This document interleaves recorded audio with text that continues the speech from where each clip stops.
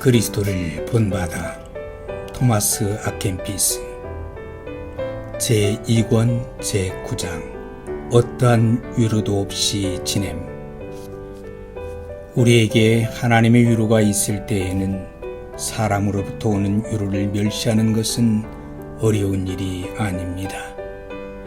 하지만 하나님의 위로도 없고 사람으로부터 오는 위로도 없는 상태에서 하나님을 사랑하여 유배당한 것 같은 심정을 기꺼이 참고 감내하면서 모든 일에서 자기 자신을 추구하지도 않고 자신의 공로를 내세우지 않는 것은 위대한 일이고 참으로 위대한 일입니다. 은혜가 임하였을 때 기뻐하고 헌신한다면 그것이 무엇이 그리 대단한 일이겠습니까? 그것은 모든 사람이 바라고 원하는 것입니다. 하나님의 은혜를 입은 사람은 너무나 쉽게 기쁜 마음으로 되달릴 수 있기 때문입니다. 전능자에게 엎여서 최고의 인도자의 안내를 받아 길을 가는 사람이 무거운 짐을 졌다는 느낌을 갖지 않는 것이 어떻게 이상한 일이겠습니까? 사람은 늘 자신에게 위로가 될 만한 어떤 것을 갖고 싶어하고 자기 자신을 벗어버리는 것은 어렵습니다. 거룩한 순교자 라우렌티우스는 교황과 더불어서 세상을 이겼습니다. 왜냐하면 그는 세상의 모든 즐거움을 멸시하였고 그리스도를 사랑하여 자신이 지극히 사랑하였던 교황 식스두스 2세가 처형당하는 것을 인내로서 참아내고 감당해 내었기 때문입니다. 이렇게 그는 사람에 대한 사랑을 창조주에 대한 사랑으로 극복하였고 사람으로부터 오는 위로 대신에 하나님을 기쁘시게 드리는 쪽을 선택하였습니다. 당신도 하나님에 대한 사랑으로 인해서 당신의 가장 가깝고 사랑하는 친구까지 버리는 법을 배워야 합니다. 친구로부터 버림을 받는다고 할지라도 너무 상심하지 마십시오. 사람이라는 것은 어차피 서로 헤어질 수밖에 없는 존재이기 때문입니다. 사람이 자기 자신을 온전히 이기고 자신의 온 마음을 들여 하나님을 사랑하게 되기 위해서는 자기 자신과의 싸움을 오랫동안 치열하게 해나가야 합니다. 자기 자신을 의지하는 동안에는 인간적인 위로들을 구하는 쪽으로 빠지기가 쉽습니다. 하지만 그리스도를 진심으로 사랑하여 열심으로 덕을 추구하는 사람은 그런 위로들에 빠지지도 않고 그런 감각적인 달콤함을 구하지도 않으며 도리어 혹독하게 연단받고 그리스도를 위하여 힘들게 수고하는 것을 원합니다.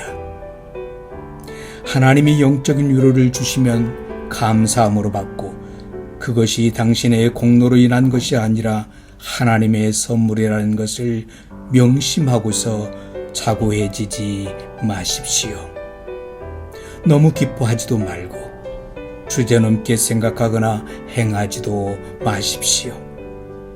도리어 그 선물로 인해서 더욱더 낮아지고 겸손해져서 매사에 더욱 주의하고 조심하십시오. 왜냐하면 그 위로의 시간은 곧 지나갈 것이고 그 뒤를 이어서 시험이 오게 될 것이기 때문입니다. 위로가 떠나갔다고 해서 금세 절망하지 말고 자신을 낮추고 겸손한 가운데 인내로서 하늘로부터 다시 위로가 임하기를 기다리십시오. 하나님께서는 이전보다 더 크고 풍성한 은혜와 위로를 가지고 다시 당신을 찾아오실 것이기 때문입니다. 이런 일은 하나님의 길을 경험해 본 사람에게는 새로운 것도 아니고 낯선 것도 아닙니다. 위대한 성인들과 옛적의 선지자들에게도 그런 일이 자주 있었습니다. 옛적의 한 선지자는 하나님의 은혜가 함께하고 있을 때에는 내가 형통할 때 말하기를 영원히 흔들리지 아니하리라 하였도다. 라고 한 후에 이어서 자기에게서 은혜가 떠나갔음을 느꼈을 때에는 주의 얼굴을 가리심에 내가 근심하였나이다 라고 하였습니다. 하지만 그때에도 그는 절망하지 않고 더욱 간절하게 간구하였습니다. 여호와여, 내가 주께 부르짖고 여호와께 간구하였나이다. 결국 그는 기도 응답을 받았고 자신의 기도가 응답을 받는 것을 다음과 같이 증언합니다.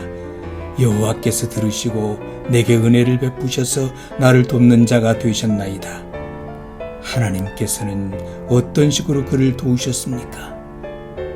주께서 나의 슬픔이 변하여 내게 춤이 되게 하시며 나의 베옷을 벗기고 기쁨으로 띄우셨나이다 라고 그는 말하였습니다. 위대한 성도들에게도 이런 일이 있었다면 우리같이 연약하고 은혜가 깊지 않은 사람들이 뜨거웠다가 냉랭하고 냉랭했다가 뜨거워지는 것을 수시로 반복한다고 해도 우리는 절망할 필요가 없습니다. 성령께서는 자신의 기뻐하는 뜻에 따라 오기도 하시고 물러나기도 하시기 때문입니다. 그래서 저 복된 욥은 이렇게 말하였습니다. 아침마다 권징하시며 순간마다 단련하시나이까. 내가 하나님의 크신 긍휼하심을 의지하고 하나님 은혜를 소망하지 않는다면 도대체 누구를 의지하고 어디에 소망을 둘 수 있겠습니까? 내게 선한 사람들과 경건한 형제들과 신실한 친구들이 있고 거룩한 책들과 아름다운 글들이 있으며 달콤한 노래들과 찬송들이 있다고 하더라도 내게서 은혜가 떠나가고 내가 원래의 곤고한 저주로 되돌아가게 되었을 때에는 그런 것들은 모두 다 내게 별 도움도 되지 않고 별 위로도 되지 못합니다. 그런 때에는 인내하는 가운데 하나님의 뜻에 내 자신을 내어 맡기는 것보다 더 나은 치유책은 없습니다.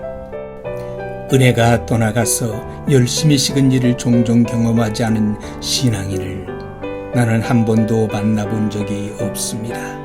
어떤 성도가 큰 빚을 받아 깊은 은혜 속으로 들어갔다면 틀림없이 그는 그 이전에 시험을 받았거나 그 이후에 시험을 받게 될 것입니다.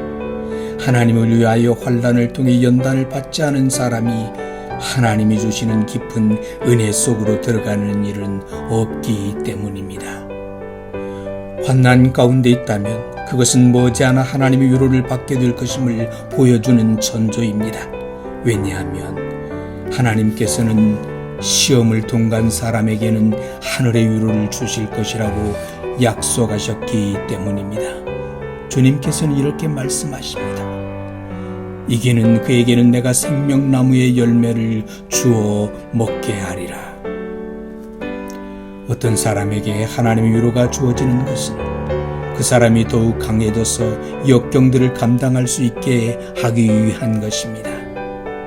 그리고 그런 후에 시험이 주어지는 것은 자기가 해낸 일들로 인하여 교만해지지 않게 하기 위한 것입니다. 마귀는 잠을 자지 않고 육신은 아직 죽지 않았습니다. 그러므로 언제든지 싸울 준비를 하고 있어야 하고 전투 태세를 해제해서는 안 됩니다. 당신의 좌우에 있는 대적들은 결코 쉬지 않기 때문입니다.